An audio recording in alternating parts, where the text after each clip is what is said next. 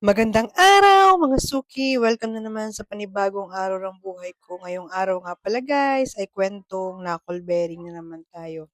Dahil nga ngayon guys ay may nagpapalit na knuckle bearing Honda Click 125. Para maiwasan na masira yung nut guys, gagamitan natin ng proper tools. Yan guys, yung puller ng knuckle bearing. Ganyan siya guys gamitin, o 'di ba? Napakadali kaysa pukpukan, may posibilidad kasi guys na masira yung nut. Samantalang kung gagamitan mo ng proper puller, yan, ganyan lang siya kasimple guys, o 'di ba? Hindi pa mahihirapan ang mekaniko, talagang napakadali para sa kanila. Bukod sa napapabilis ang trabaho, naiingatan pa yung nut nung liig nung motor. O, tingnan nyo guys, o 'di ba? Napakasimple.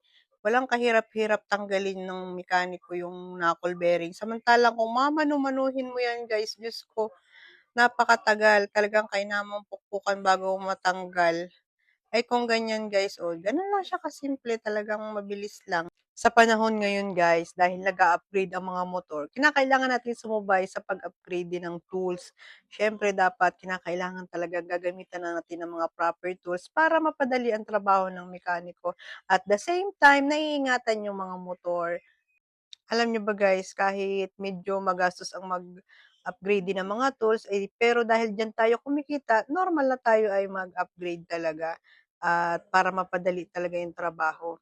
Huwag nating iisipin yung bawi agad, iisipin natin ay kung papaano mapapadali yung kanilang mga trabaho. Nandiyan lang ang buhay din ng mekaniko sa mga tools. Kung wala kang proper tools, magpakagaling-galing ka na guys. Mahirap gumawa ng walang tools. Si Ka-Magic talaga guys, lagi niyang iniisip kung paano mapapadali ang mga trabaho, kaya talagang nag-i-invest siya sa mga tools.